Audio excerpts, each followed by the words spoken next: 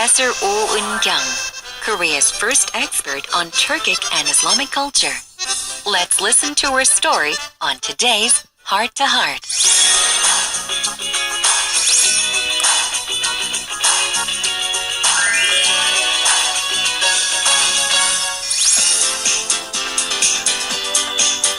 네, 오은경 교수님 이렇게 만나뵙게 돼서 반갑습니다. 네, 반갑습니다. 지금 먼저 하트투하트를 보고 계시는 시청자 여러분께 인사 먼저 부탁드릴게요.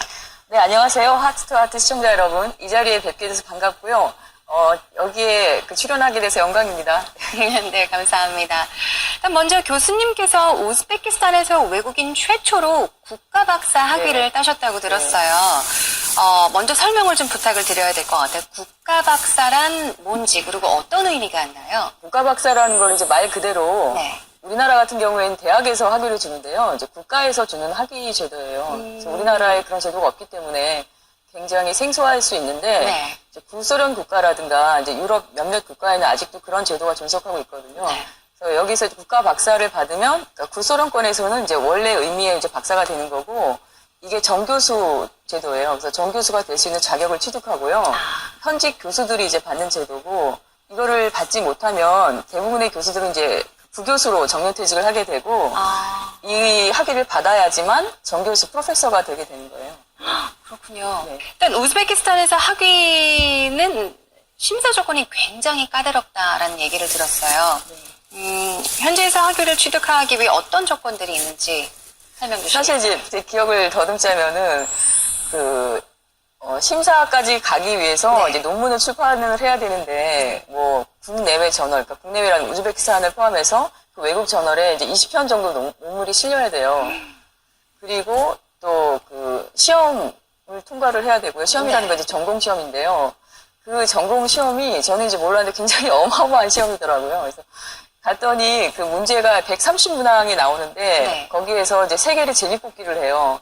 현장에서 이제 제비뽑기를 한 다음에 그거를 필기 시험을 이제 1시간을 주고 필기 시험을 보고 그리고 나서 이제 구술 시험을 보는데 우즈베키스탄 전역에 있는 최고 원로 교수들이 와가지고 10명이 심사위원이 들어와요. 네. 그래서 그냥 아무거나 정말 물어보는 거예요. 그래서 구술 시험만 2시간 해가지고 총 그냥 하루 종일 거의 시험을 본 적이 있는데 그때가 이제 굉장히 힘들었고 그리고 그런 과정을 거치고 나면 그러니까 총 이제 그 시험 포함해서 5번 정도 심사를 받게 되거든요. 근데 그 단계마다 그걸 통과하는 게 정말 쉽지가 않은 일이에요. 그래서 그 과정에서 그냥 포기하는 사람들도 많고 또 그 단계를 통과하지 못하면 또 다시 이제 뒤로 돌아가서 다시 해야 되고 그러니까 굉장히 힘든 과정이라고 볼 수 있죠. 그러면 교수님께서는 준비를 얼마 동안 하신 건가요?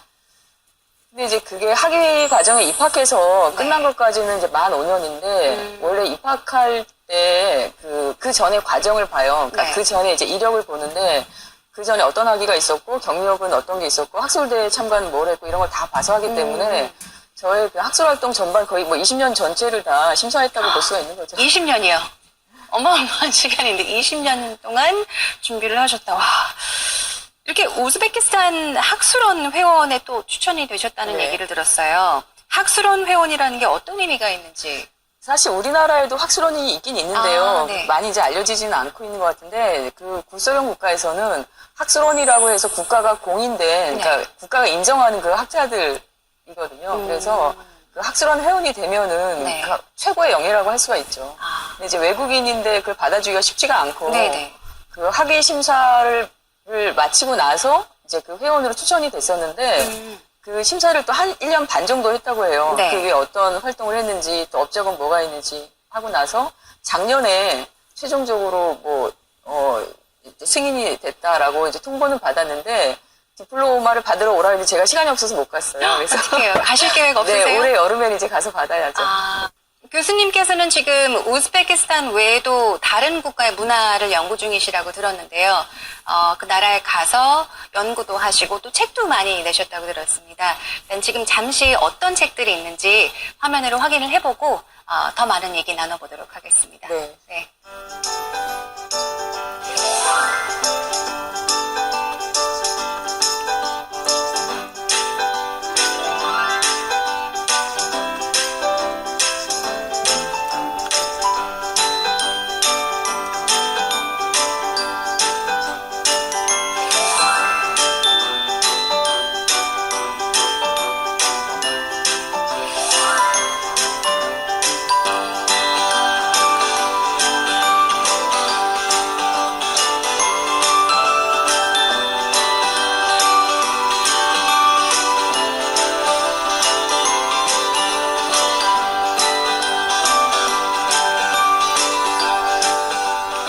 nasıl ortaklaşıyoruz onu görebiliriz. Ama işte aşağı yukarı o kadar çok fazla farklı noktalar olduğunu zannetmiyorum.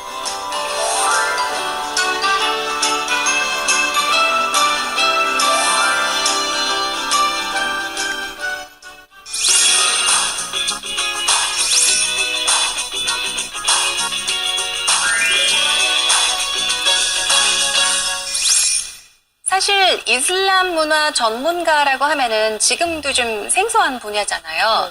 그런데 교수님께서 처음 공부를 시작하셨을 때만 해도 정말 알려지지 않았을 시기일 것 같은데 어떻게 해서 이쪽에 관심을 갖게 되셨는지 궁금해요. 네, 저는 이제 이슬람 문화 전문가라기보다는 사실 이제 투르크 전문가인데요. 제가 처음에 유학을 간 나라는 터키예요. 그래서 네. 터키에서 석박사 과정을 마쳤고요. 근데 제가 그때 이제 80년대 후반인데 그때만 해도 터키가 잘 알려지지 않았을 때죠. 네. 심지어 이제 사람들이 터키하고 뭐 태국을 잘 구분을 못하던 그런 시대니까. 아, 그래요? 그럴 정도로 우리한테는 굉장히 먼 나라였는데, 제가 이제 고등학교 때 굉장히 책을 좋아하는 문학소녀였어요. 그래서 이제 이런저런 다양한 분야를 책을 많이 읽었는데, 이제 그러면서 전 세계에 이렇게 많은 나라들이 있는데, 우리가 너무 미국이라든가 유럽이라든가 이런 서구 문화에만 익숙하고, 그 다른 나라에 대해서는 알지 못하는 거예요. 근데 이제 터키는 이슬람 문화이기도 하지만, 우리하고 역사적으로, 고대적으로 굉장히 많은 관계가 있는데, 네. 너무 알려진 바가 없고, 우리도 아는 바가 없고 해서, 그쪽 분야를 좀 연구해야 되겠다라고 생각을 했었고요. 그래서 대학도 이제 관련 학과에 진학을 했고, 저는 이제 문학을 연구해서 문화나 문학 작품을 소개하면서 좀 양국 간에 우리가 좀 서로 알아가는 계기를 만들어 보고 싶다. 이제 그런 결심을 했었거든요. 그래서 터키를 가게 됐고, 또 터키에서 이제 석박사를 하게 된 거죠. 그러니까 처음에 터키를 가야 되겠다라고 결심을 하셨을 때 뭐 주위에 반대하는 사람들은 없었나요? 굉장히 반대가 심했죠. 왜냐하면은 그 당시만 해도 일단 여자가 혼자서 유학을 간다. 이거는 좀 굉장히 사람들이 많이 만류하는 분위기였고 유학을 간다면은 결혼해서 남편과 가야 된다. 이제 이런 분위기였어요. 그러니까 더군다나 미국도 아니고 잘 알려지지 않은 터키를 간다고 하니까 굉장히 반대도 심하고 심지어 그 학과 교수님들도 사실 그렇게 뭐 장려하는 분위기는 아니었어요. 그러면 이 많은 분들이 좀 반대를 하셨는데 반대를 무릅쓰고 일단 터키로 유학을 가신 거잖아요. 네. 그 당시 터키의 분위기는 어땠는지 궁금해요. 어땠나요? 사실 이제 그 당시가 보면은 터키는요 우리나라보다도 근대화 개혁을 훨씬 일찍 했고 네. 또 초대 대통령인 그 아타투르크라고 케말 파샤가 그 여성 개혁을 아주 성공적으로 실현을 했기 때문에 어떤 면에서는 굉장히 진보적인 면이 있었어요. 그래서 제가 오히려 가서 굉장히 놀란 면이 있었거든요. 그러니까 직업을 가진 캐리어 어머니들의 어떤 생활이라든가 그런 거는 우리나라하고 이제 비교가 안 되는 상황이었는데 그 제도적인 보장이라든가 이런 면에서요. 그런데 이제 일반 우리 그 사회 분위기라든가 그 일반 사회 그 일반적인 여성들의 모습은 별로 우리나라랑 다르지가 않았었죠. 또 사회 전반적인 분위기는 굉장히 보수적이었기 때문에 그 여자 혼자서 이렇게 뭔가 생활을 한다는 게 쉽지가 않았어요. 그러니까 예를 들면 그 당시 우리나라는 이제 미니스커트가 유행이었거든요. 네. 그래서 제가 가지고 간 옷들이 전부 다 무릎 위였어요.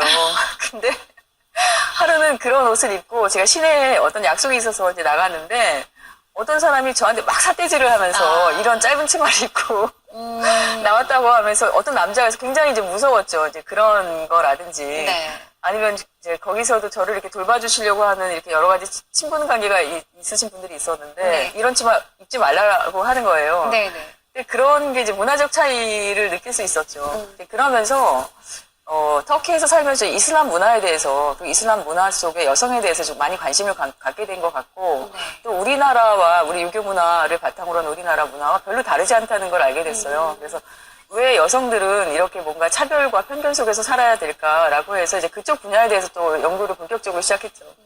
그래서 지금 터키에 다녀오신 후에 계속해서 양국의 문화를 네. 알리려고 많은 노력을 하고 계시는데 어떤 노력들을 하고 계신가요? 일단 이제 우리가 서로를 알기 위해서는 어떤 경제협력이나 이런 것도 필요하지만 그러기 위해서는 문화적인 측면에서 서로를 알아가야 되거든요. 그래서 저는 이제 문학작품 번역이라든가 이런 걸 통해서 서로 이제 그 터키를 알리는 그런 작업을 꾸준히 해오고 있고요. 네. 뭐 아시아라는 그 문학 잡지에 터키뿐만이 아니라 아제르바이잔 뭐 다른 기타 투르크 국가들 작품, 뭐 우즈베키스탄이라든가 이런 작품을 계속 소개를 하고 있고요. 그리고 또 이제 세계적으로 많이 알려진 작가 야샤르 케말의 작품을 번역한다든지 네, 그리고 이제 이슬람, 그 외에도 이슬람 문화를 소개할 수 있는 여러 작가들, 그런 걸 이제 꾸준히 번역을 해오고 있고요. 또 우리나라 작가들도 터키에 소개를 하려고 노력을 하고 있어요. 그래서 그 고은 선생님의 만인보라든가 네. 아니면 그 시선집에서 150편 정도 책을 골라서 터키에 번역을 했고, 또 지금 이제 김지하신 작품을 또 준비 중에 있습니다.